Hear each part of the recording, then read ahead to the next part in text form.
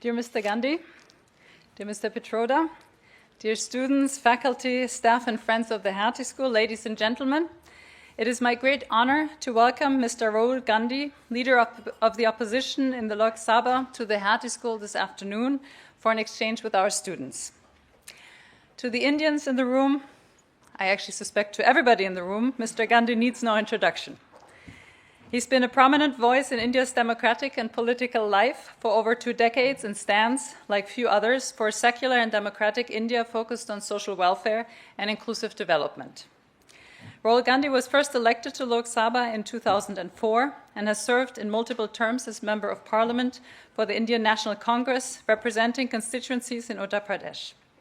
He's held prominent roles within his party, including General Secretary, Vice President, and President of the Indian National Congress, contributing significantly to its organizational and ideological direction. He currently serves as the leader of the opposition in the Lok Sabha, where he plays a vital role in parliamentary debates and democratic accountability. Throughout his public service, he has consistently emphasized social justice, economic inclusion, and the strengthening of democratic institutions. In India, that is true to its constitution.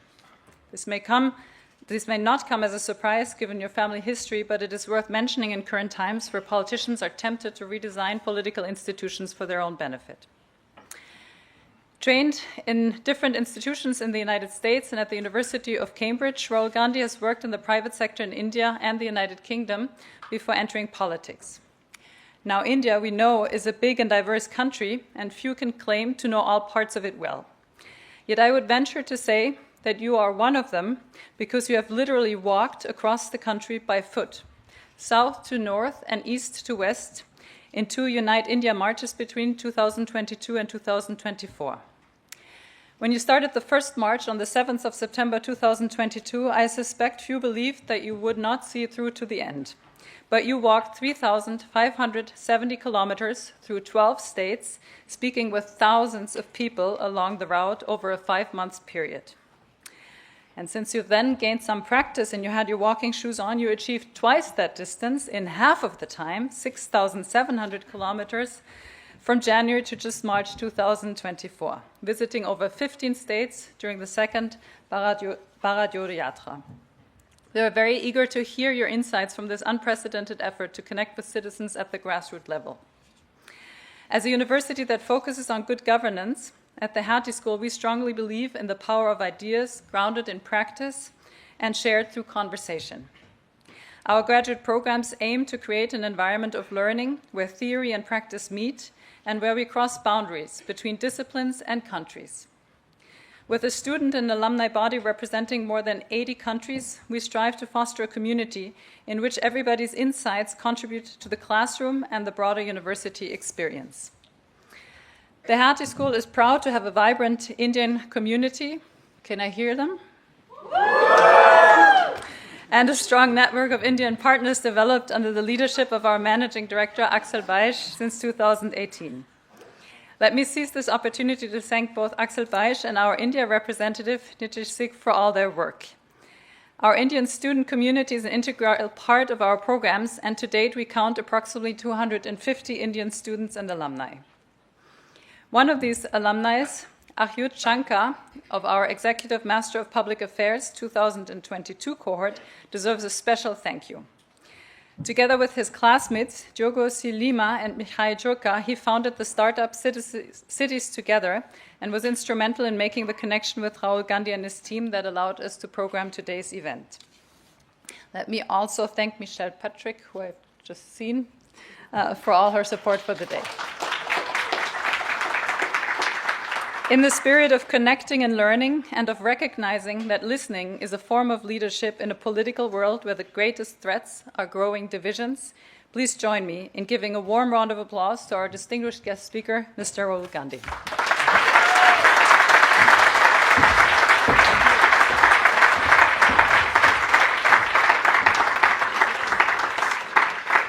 Dr. Cornelia Wall, Dr. Axel Baish, and students and faculty, thank you for having me here. It's an honor to come here and talk to you. I'm going to speak for about 5-7 minutes just to lay the foundations, and then we'll carry on with question and answers. I think we're in the middle of a transition, a social, economic, political transition that is taking place. At least in India, we benefited greatly from the hegemony of the United States. From the 1990s till about 2010, 2014, we had tremendous advantages because America was the lone superpower. We built a relationship with them, we built a partnership with them. And whether it's Europe or it was us, we lived in a unipolar world where, sure, America had its shortcomings, America made its mistakes, but America defined the rules, America defined the structure. And for the first time, that hegemony is being challenged. And it's being challenged effectively. So what we are seeing is a dramatic reduction in American power. And the challenge that is coming to American power is coming across the spectrum. It is coming militarily. You can see it in Ukraine. You can see it in the Middle East. It's coming economically, financially. There is a challenge being posed on the US dollar, the financial system. And it's pretty clear that the challenges are not to be wished away. At the same time, the United States is struggling internally and almost walking away from its earlier position. And that is really where we're sitting right now. Superpowers are built on energy transitions. Okay, so when you change the way you move, when you change the energy system that you use, that's when superpowers arise. So if you look at the British, they were essentially a coal and a steam engine superpower. There was a transition to petrol and the internal combustion engine. The Americans dominated that. And now we are transitioning to the electric motor, to the battery, and the Chinese are trying to dominate that. In fact, they are dominating that. And it was very interesting for me to see. I went to the BMW factory yesterday, and I could see that. I could see that BMW as a company was being torn by these two different types of mobility. The past of BMW is in the internal combustion engine. Their entire plant is designed for the internal combustion engine, and then they are now trying to reshape themselves to build electric cars, build electric motors, etc. And you can see that that is just literally tearing the factory apart. And that is happening in a lot of industries. So really, that's the first question. Who is going to succeed in this transition? How are we going to succeed in this transition? The second big question, which is hurting our politics, is that the West, and to an extent India, have handed over production to the Chinese. So if you looked at the world in the 40s, 50s, 60s, you found that America dominated production. And then later, Germany, Italy, Japan, Korea dominated production. Today, China dominates production. And what that means is that it is very difficult to give large numbers of people employment. You cannot, country like India, country the scale of India, even country like the United States, even a country like Germany cannot give its people employment based on services. You have to have a production economy, you have to have manufacturing, and we have handed all that to the Chinese. So the next big question is, in this transition, how do democracies produce. China has shown the world that you can produce in a non-democratic environment. We have to prove to the world that actually you can produce in a democratic environment. So what are the models that are required? How do you think about production in a democratic environment? And what are the type of partnerships that India, the United States, and Europe can create to produce in a democratic environment? My view is that it will become very difficult for democracy to sustain itself if we are not able to produce. Because you will simply not be able to give the requisite amount of jobs that you need to create a balanced system. So I think huge part of the turbulence that we are seeing in Europe, in India, and in the United States, the polarization of the politics is because we're not able to give our people jobs. And that's happening because we have basically said, China, you produce for the world. You know, look around you, you'll see that pretty much everything that you're using is made in China. And that, at least for a country like India, is a problem. We have the capability to produce, we have the population to produce, we have the cost structure to produce, but we've just not done it. And so that's really for us the challenge. And for me, any partnership that we build with the United States or we build with Europe has to include the idea of production in a democratic environment. So I'll stop there. I look forward to hearing your questions. Thank you.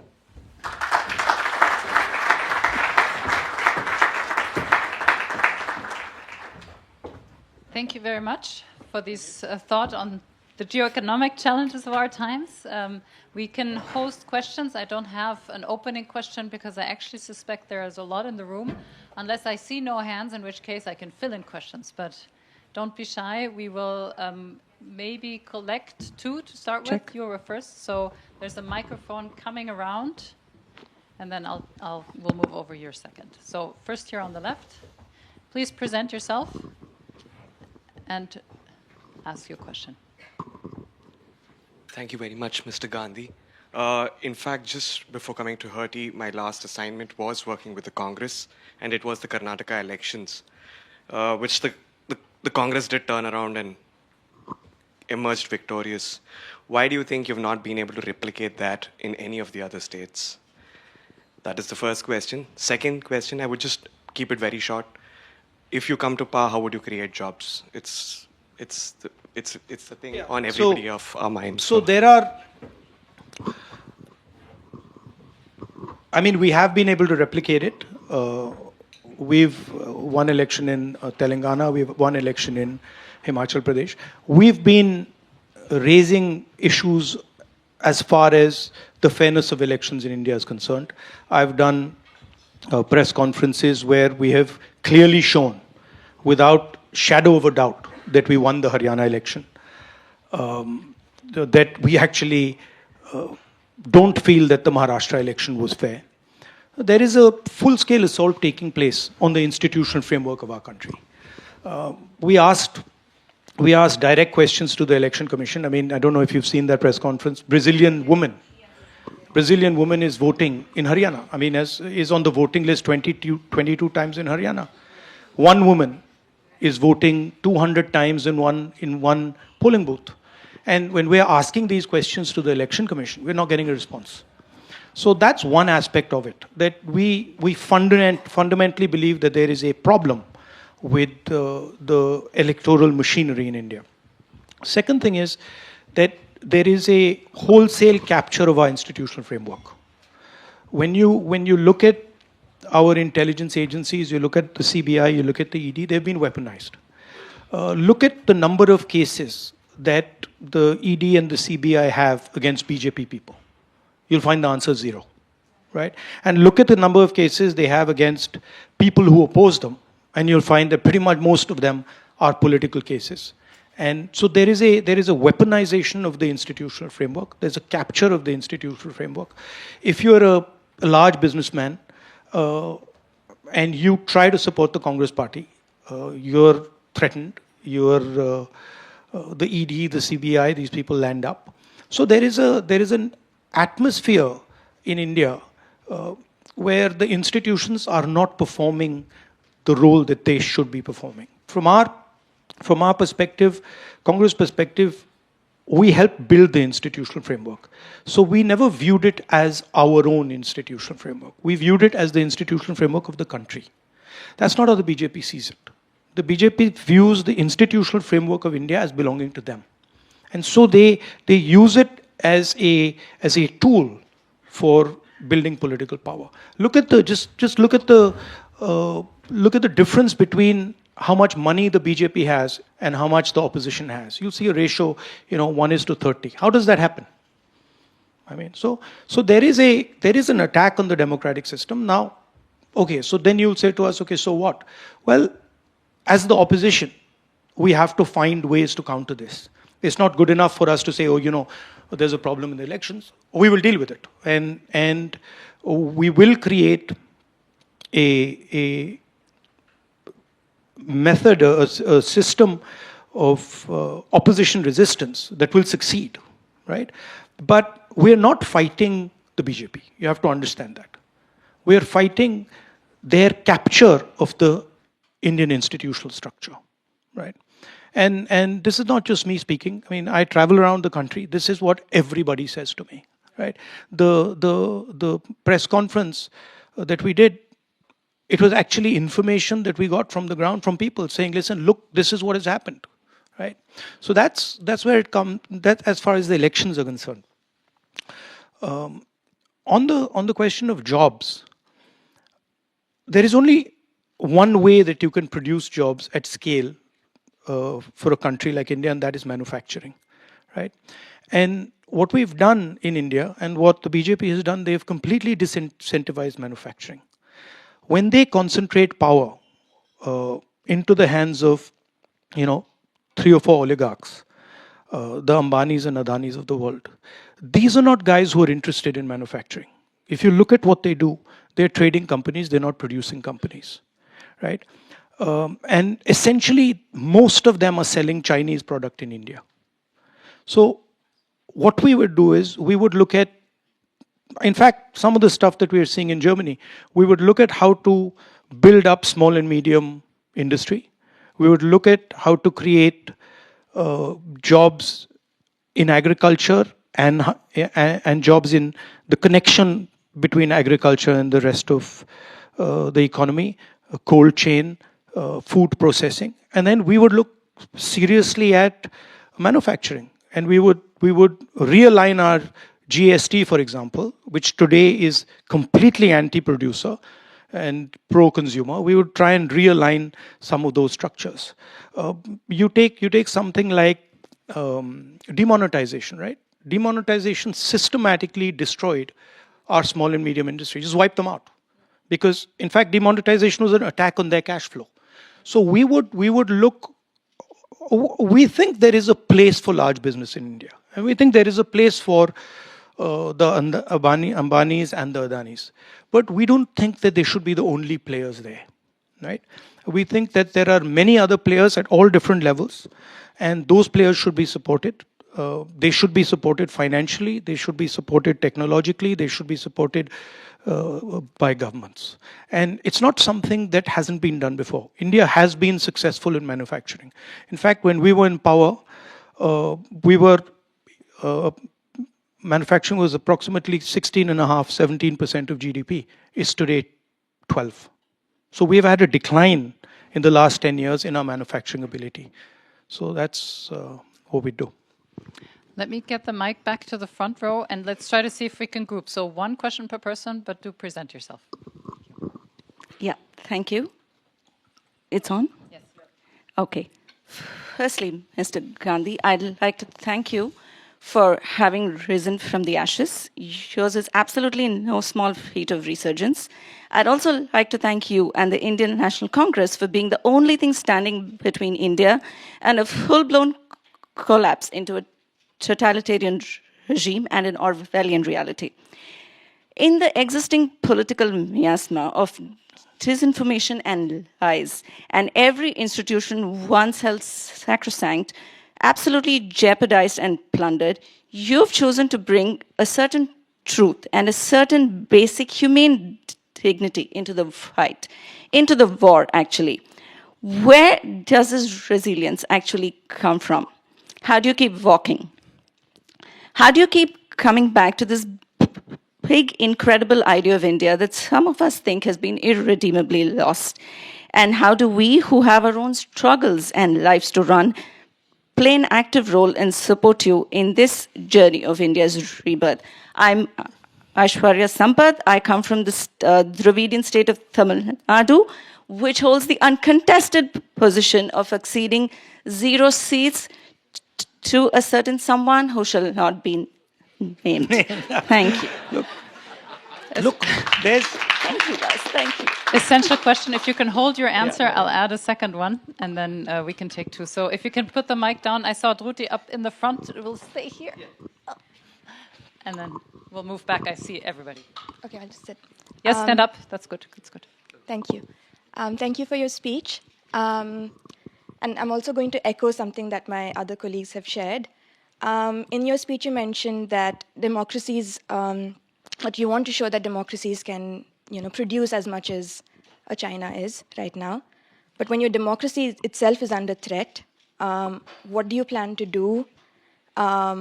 We saw something happen last year with the India alliance, but there hasn't been as much of a rigor in bringing the left together, the political left at least, within India. What do you plan to do right now? How do you plan to encourage new young political leaders? What's going on actually is a fight between 2 visions of India.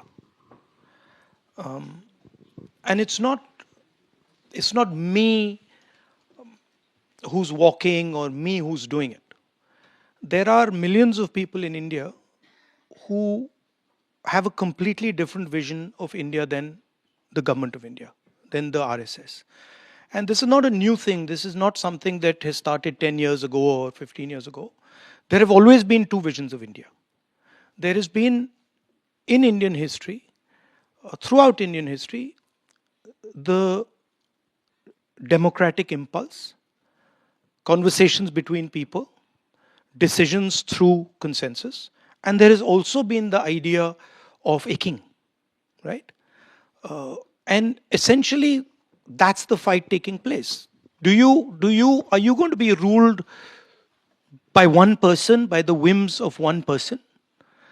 Or are you going to be ruled by a conversation? And there are people on both sides of that equation. There are many people in India who feel actually we should have a strong leader and nobody should question him, and that's it. And let's not have all this discussion. It's a waste of time. And then there is the other side that says, listen, India is actually too complex, too diverse, speaks too many languages, has too many different ideas for one person to decide its future. And actually, India should be a conversation between its states. If you read our constitution, it says India is a union of states. Now, she's saying that she's Dravidian, she's Tamil. This is a particular vision of the world. It is a different vision than, say, the vision of the people in Uttar Pradesh. She speaks Tamil, her history is Tamil, her entire thought system is fundamentally different than, say, the people of Uttar Pradesh or the people of Bihar or the people of Nagaland. So what we are saying is she should have a voice. And we are saying that, in fact, as many different cultures, different ideas should have a voice. And we have shown since 1947 that we can actually do it. That we can actually have a conversation. It's messy. It's not, it doesn't look neat. It's messy. It sort of creates tension sometimes. People get irritated sometimes. But we've been pretty successful at doing it. Now there's a new model which says, actually, we don't want to have this conversation. We're going to decide everything. And we know better than what the people of India know. And that's where I have a problem. Because for me, uh, India is its people, and there is nobody who knows better for what India needs than the people of India. You know, on the India alliance thing, see, you tend to see the alliance uh, building up when an election comes. Look at it slightly differently. All the parties of the India alliance do not agree with the basic ideology of the RSS. That's the point, right? And you can ask any of them. None of them will tell you that actually we believe in the ideological position of the RSS. So we are very much united on that question. But we have tactical contests that take place, and we will continue to have them. But you will see that when it comes to the opposition requiring unity, and you see it every day in Parliament, for example, we are very united, and we will contest the BJP on laws that we disagree with. It's a deeper battle now than simply elections.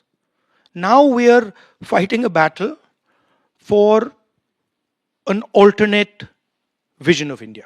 This is what the BJP is proposing, is essentially the elimination of the constitution, elimination of the idea of equality between states, elimination of the idea of equality between languages and religions, elimination of the idea of the central core of the constitution, which is that every individual should have the same value. So when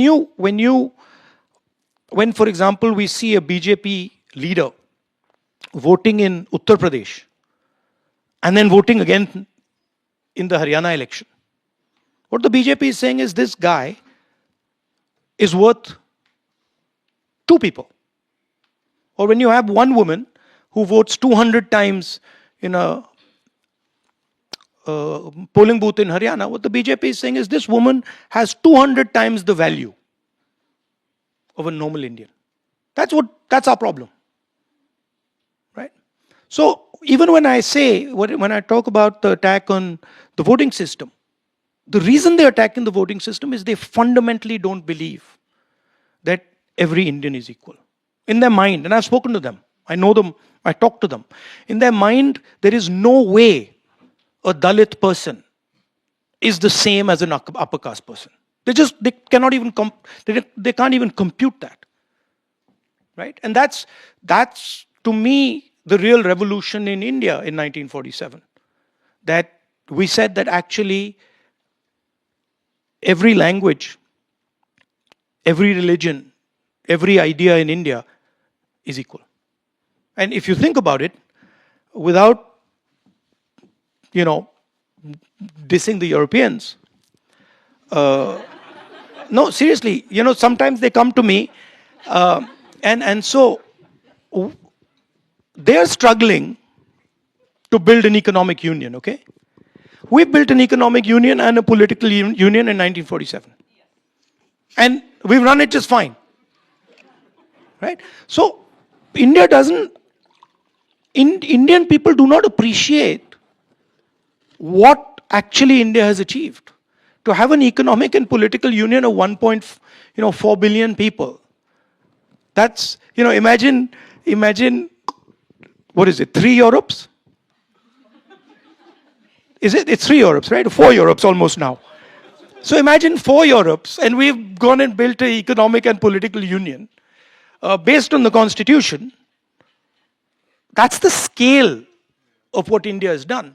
And if you're going to have any conversation about democracy on the planet, you cannot ignore by far the largest and most complex democracy in the world. And that's why I say that democracy, Indian democracy, is actually a global public good. It's not just an Indian asset, it's a global asset.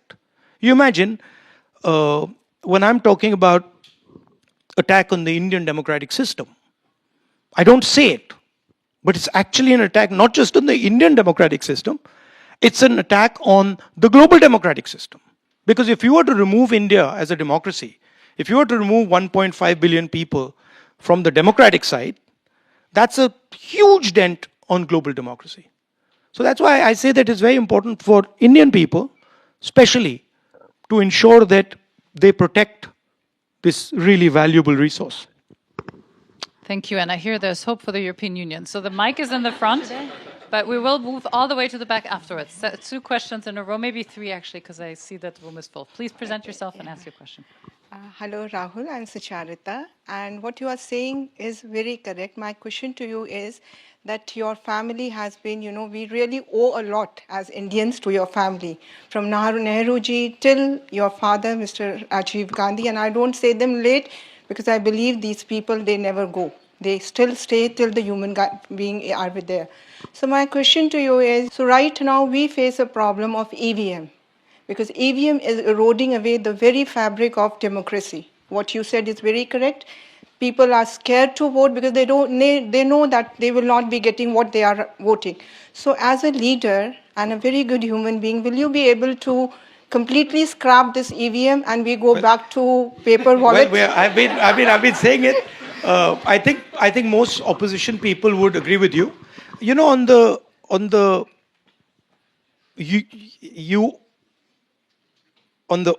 you owe my family. No, I don't see it like that. See, I think we just represent the voice of people. You know, whether it's my great grandfather or my grandmother, they just represented the voice of people, and because they represented the voice of people, they got love and affection from people, and they were able to do what they did. So actually, if anything is to be owed, it is to be owed to the people of India, not the other way around. Yeah, that's true. I mean, that's fine. That's true. But look, we cannot. There is a number of people in India who support Mr. Modi, and we cannot get away from that fact. But we do not. A lot of us do not agree with his ideology. We do not agree with the vision of India that he has. We think that the vision will fail. We think that the vision has tremendous problems, will create massive tension in India, will make Indian people fight with each other. So we will fight it, right? And it's a clash between 2 visions of India. Thank you. Teja, present yourself and ask 1 question. Hi, Mr. Gandhi. Thank you so much for this speech. I want to pivot a little bit away from the democracy questions that we've gotten till now, and I want to go back to your speech. You've talked a lot about production and how it's important to give jobs, but I wanted to take a step forward and look at the environment of India. And the complex of environmental governance we've seen from the Modi government, from the Nicobar to the Aravallis recently, and with the intense amounts of air quality pollution in New Delhi, what you're saying adds a humongous amount to the air pollution and to the pollution, to the environmental production of India. And it's going to only make it worse. So I wanted to place your plans within the environmental capacities of India and what we can do. And also, I want you to contextualize your plans within Congress's current governance structure and what your plans are given India's environmental output. This is the expression I hear from many people I meet, right? Every time someone says to me, listen, I don't have a job, right? They're expressing to me the idea that the state needs to figure out a way to give them a future. Okay? There is no contradiction between producing and pollution. Fundamentally depends on the type of fuel you use, on the type of energy you use, and your strategy on how you are going to fuel that production, right? Also, there are all different types of production.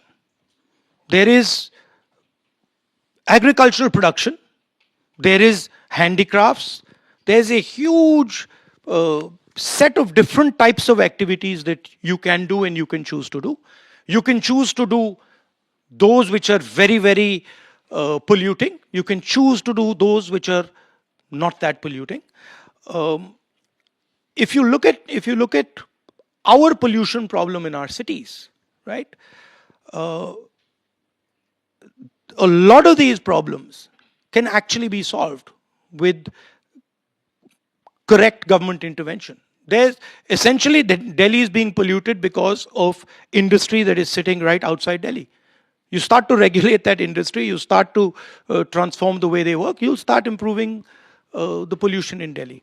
Thank you. Let's move to the left side of the room and stay somewhere in the back and then maybe move back to the front. By the way, just as an aside, Germany produces, right?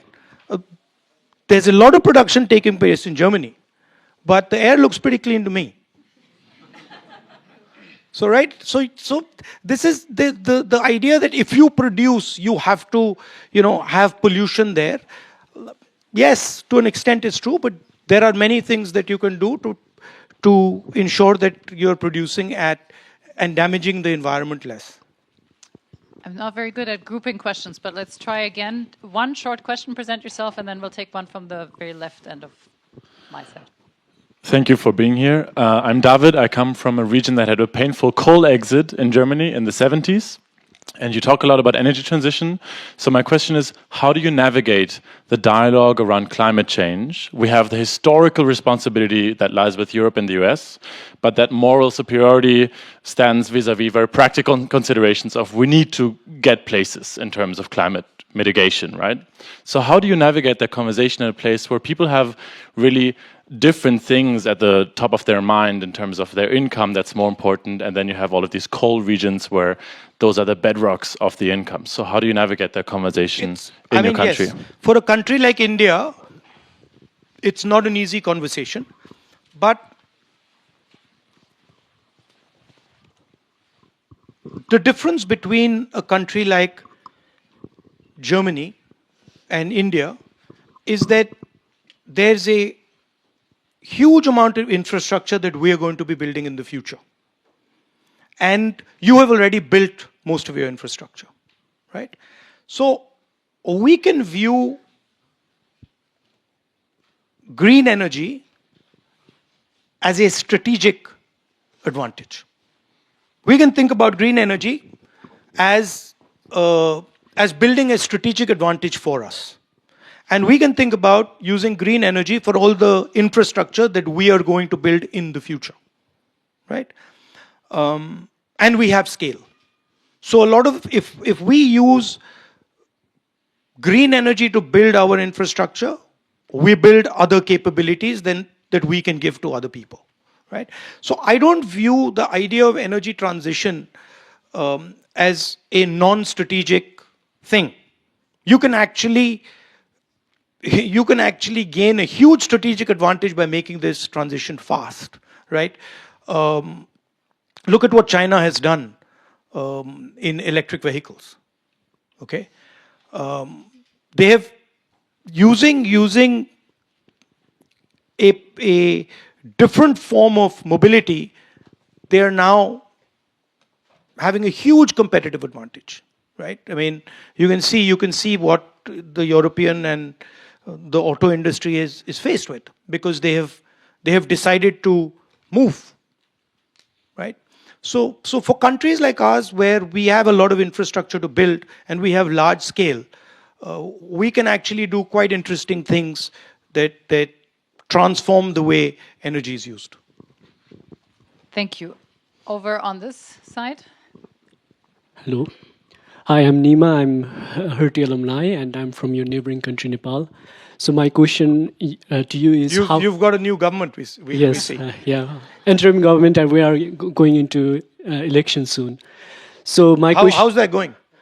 So far, it's going good. We are at least in a good pace, but I don't know like how the future looks like. There are so many external actors playing around, so which we are. Who are the external actors? Like there are, especially like it's the Gen Z that they call, but even a lot of Gen Zs are divided. Right. So there are every podcast and every interview is coming from different Gen Z groups. So we are a bit concerned about that, but hopefully everything turns out well. So my question is also kind of revolving around that area, like in this day and age of algorithmic divided world and driven world, what advice do you want to give to emerging leaders who are more tempted towards adopting more populist way of strategy to mobilize their support and like campaigns? How can leaders can adopt more radical listening and then be more like kind to and empathetic towards each other rather than being divided? So that's my question.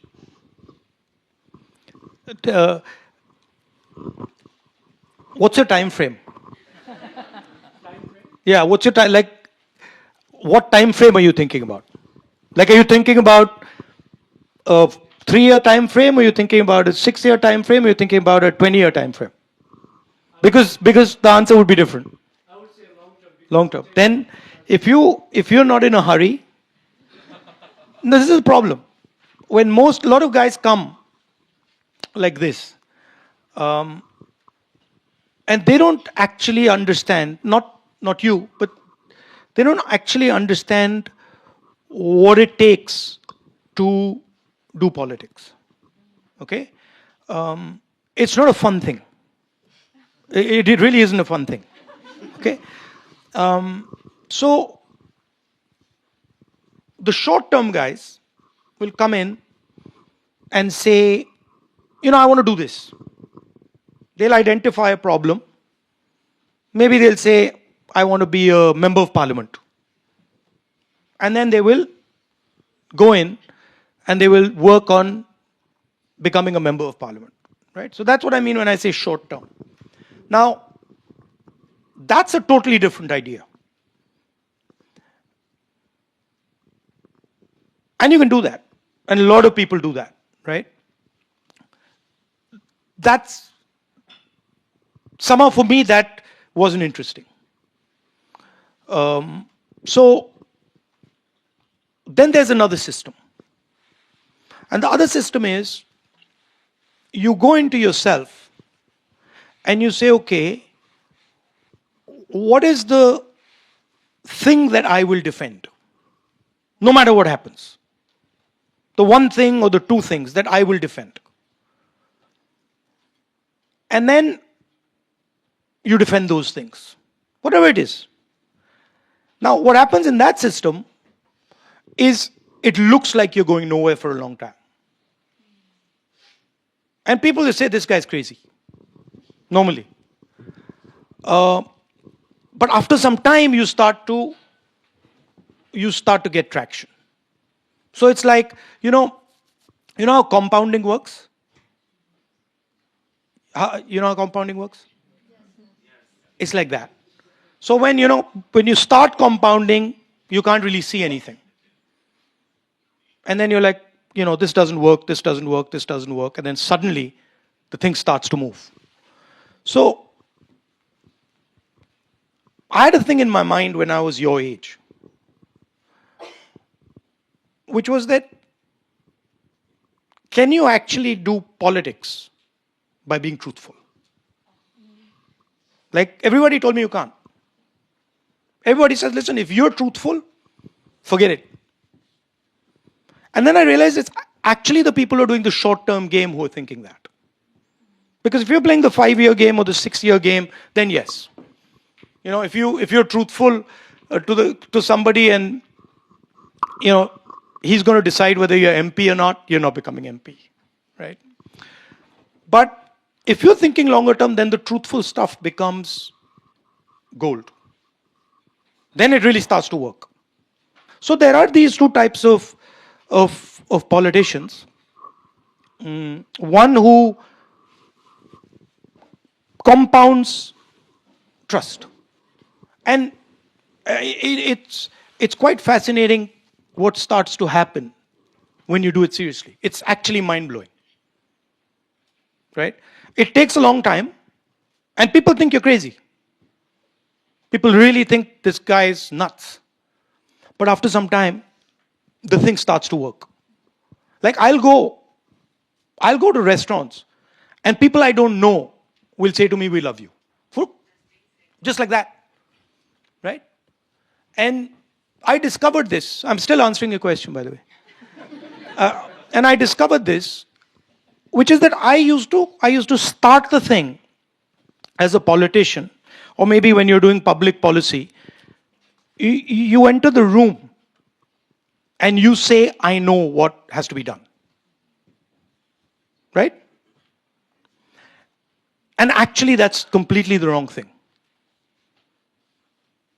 The best thing to do is when you enter a room with 5-7 other people, you say, I actually don't know what needs to be done, and I'm going to listen to what they think needs to be done.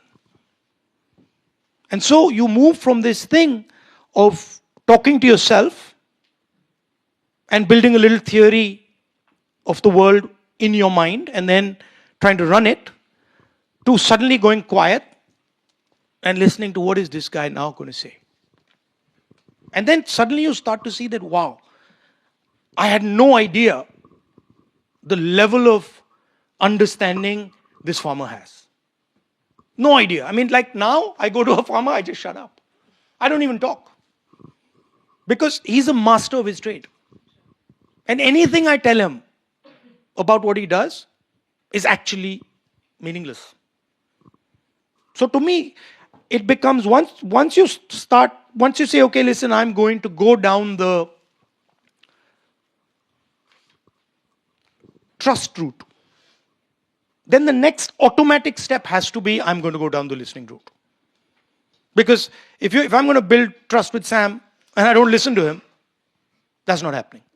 So that, to me, if you're serious about politics, that's where the real players are playing.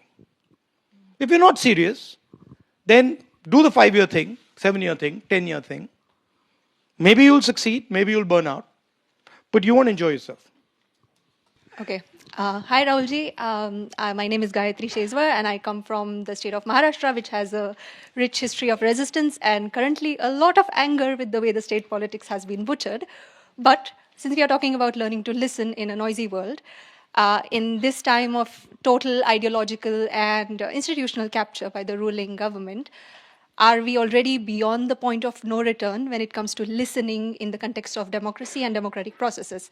And as my friend Aishwarya put it very well, a lot of us who do not recognize the country that we grew up in anymore, we feel like you're kind of the only thing that's standing in between, like that democracy that we knew and this really dystopian reality. So, well, no pressure. But my point is, everything seems like noise. Where is the hope? No. See, in the beginning I said, look, we had a model that worked for us from 1990 to, I'd say, 2012, 13. What Prime Minister Modi and the BJP and the RSS have done is they've extended that model. So if you look at what they're doing, they have essentially taken the economic ideas of Manmohan Singh and taken them right to the extreme, right? Where we wouldn't take them and we wouldn't allow them to go. But what one has to realize is that the model has collapsed. And the entire conversation that is taking place now, including this conversation, is about what does the next model of Indian growth look like? What does that basic architecture look like? I can tell you already that what Mr. Modi is trying to do economically reached the end of its possibilities about 4 to 5 years ago. It's jammed. It cannot go further. He's got a problem because he's tied himself to 2 or 3 people who are not going to let it reverse. Right? So even if he decides now that he wants to build a different type of model, he can't do it. He's stuck. Because he's invested too much in the Adanis and the Ambanis of this world. They know, he's they control him. Right? So the real interesting thing for me is, what does that new model look like? And what I alluded to here is that it has to have production. Right? It has to have a production that occurs in a democratic environment. What he alluded, which broadly I agree with, is it has to have a vision for the environment. It has to have a vision for the weaker sections of society, but the more marginalized sections of society. But it has to create prosperity. It cannot just create prosperity for 10 businessmen or 50 businessmen or 100 businessmen. It won't work. Right? So, all the angst you're feeling is actually the collapse of a model. And the hope is, and in fact you people are going to help build it, the hope is, okay, so this is not working, what is the next idea? And by the way, don't think India hasn't gone through this. India has gone through this in a much bigger way before. Right? If you imagine what we did in 1947, it was a much bigger transition than is taking place today. I'm not, devoid of hope.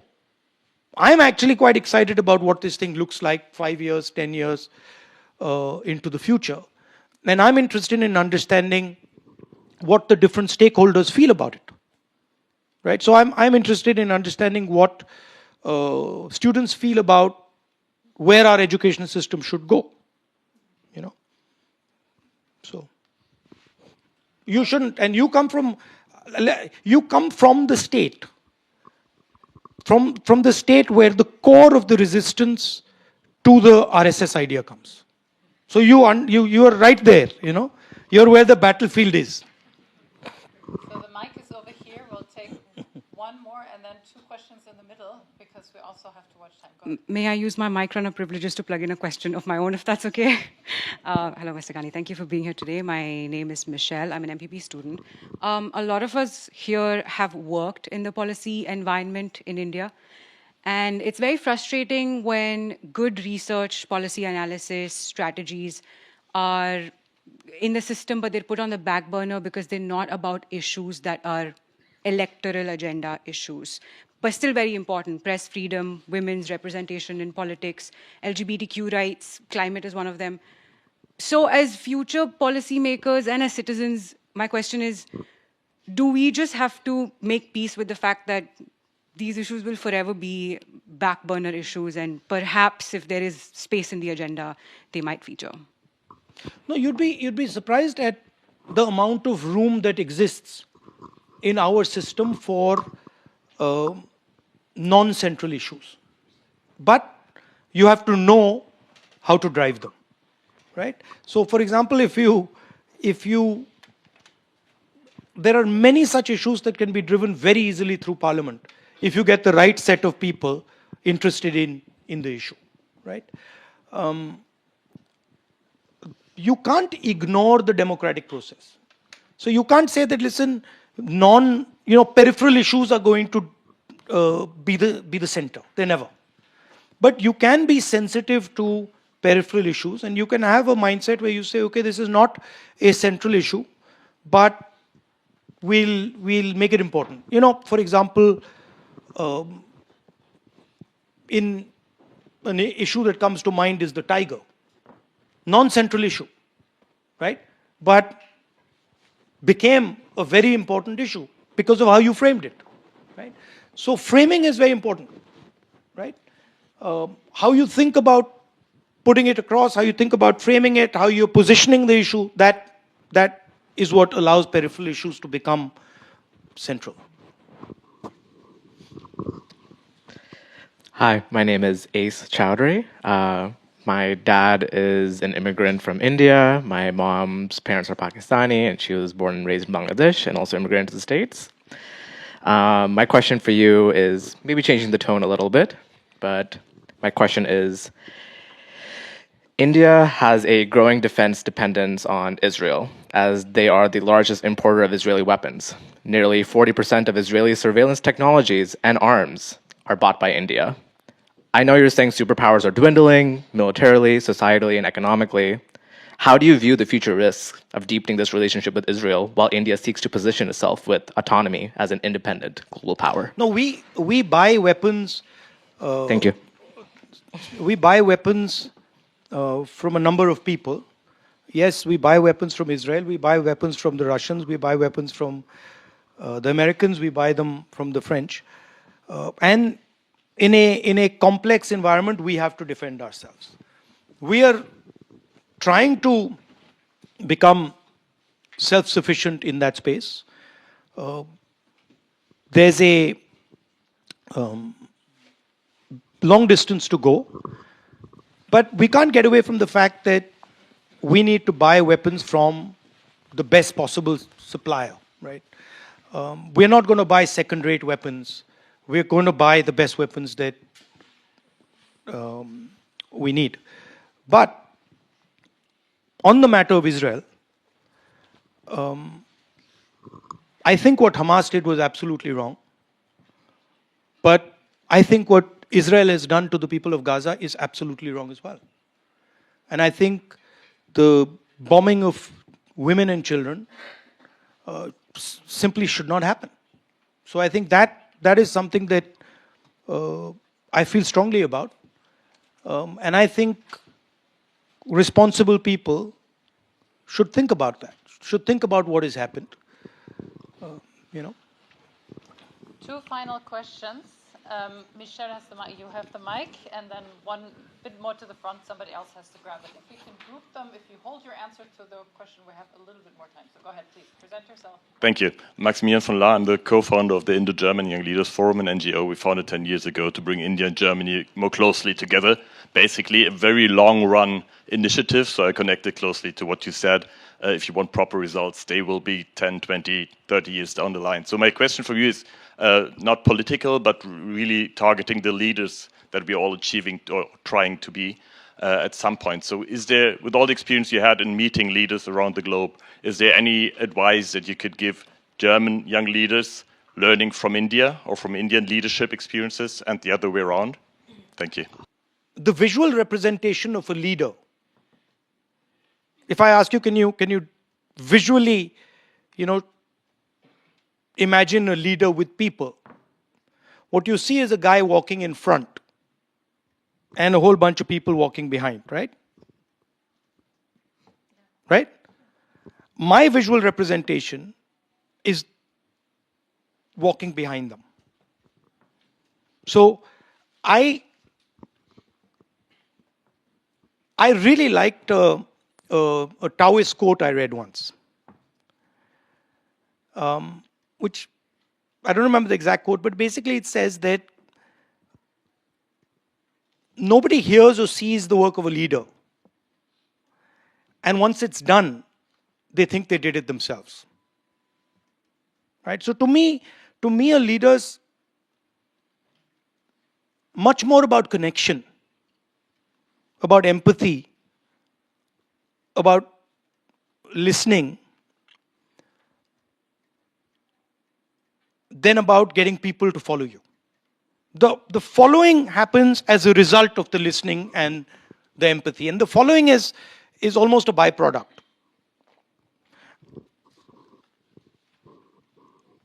So now this sounds esoteric and sounds as if it doesn't work.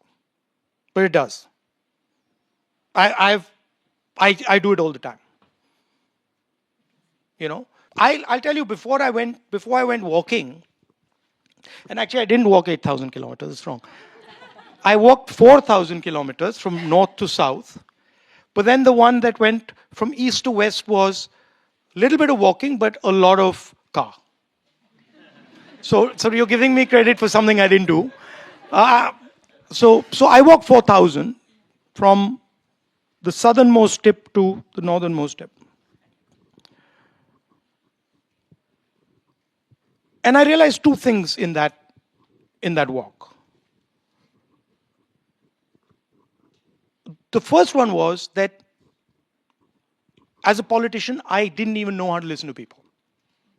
Like I didn't even begin to understand what it means to listen to people.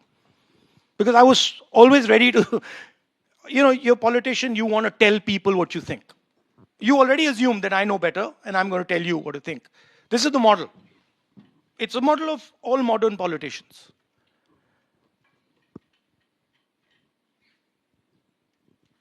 So, the first thing I realized is actually I don't listen at all. And listening, by the way, includes listening is not talking to yourself while the other person is talking. You know what I mean? I'm listening to you and then I'm saying, yeah, okay, she's wearing a red shirt and all that. That's not listening. Listening is silence in your mind when the other person is talking. That you're looking and you're silent and there's nothing going on. And you're looking at what they're saying, you're looking at the way they're expressing themselves, you're looking at the tightness in their body, you're looking at that. So you're trying to make as deep a connection with the person as you possibly can. And you're giving them the stage. Fully. And you're not trying to bounce around on the stage next to them. So that's the first thing. The second thing which completely blew my mind was we were walking on the yatra. And I saw this guy trying to come in. There was a huge crowd there. We used to walk in the morning. And there was a huge crowd. And this guy was trying to come in. And the cops were stopping him. So they stopped him. First, he tried to come in. They stopped him. They hit him. And I looked and I was like, I told the guy who was walking with me, he's trying to talk to us. Go and try and get him inside because it was a big crowd. Anyway, by the time he arrived there, the guy had gone. And then again, a few hours later, I saw him on this side. Same thing. And he had gone. And this happened a couple of times. And then at the end, I said, listen, the moment you see that guy, please bring him here. I told my office guy. So the moment he saw him, he brought him. And when he brought him, that guy broke free of my office guy. And came running. And then he started going like this to me. So I said, what? So he said, I know what you're doing. So I said, what am I doing? He says, no, I know what you're doing. So I said, what am I doing? And then he said in Hindi, नफरत के बाजार में मोहब्बत की दुकान खोल रहे हो. Now, do you understand what I just said? No. What he said is that in a supermarket of hatred, you're opening a shop of love. And that thing, I went and gave a speech after that. And I said, I said that line. And that line went like a earthquake. It just literally went like an earthquake across the country. And then everybody asks me, how did you think that thing up? And I'm like, I didn't think that thing up. Right? That thing came to me from the crowd. So the other thing is that intelligence lies in the crowd. And you got to go listen for it. Intelligence is something that is innate, it's there. And it talks to you. And then I realized that whole yatra, it was talking to me. Not as an individual. It was talking as an individual. But it was talking as a group. That statement that guy made was not an individual statement. It was a statement that was in the mind of thousands of people. He just expressed it. So then I started to notice that this crowd is talking to me. Not as an individual person, but as an organism. So those were the two learnings that completely transformed the way I think about this. And I think those are central to leadership. I'm sitting with this group of people. There's an individual intelligence in you. there's also a connected intelligence in you that comes with your particular experience. I have to pay attention to both.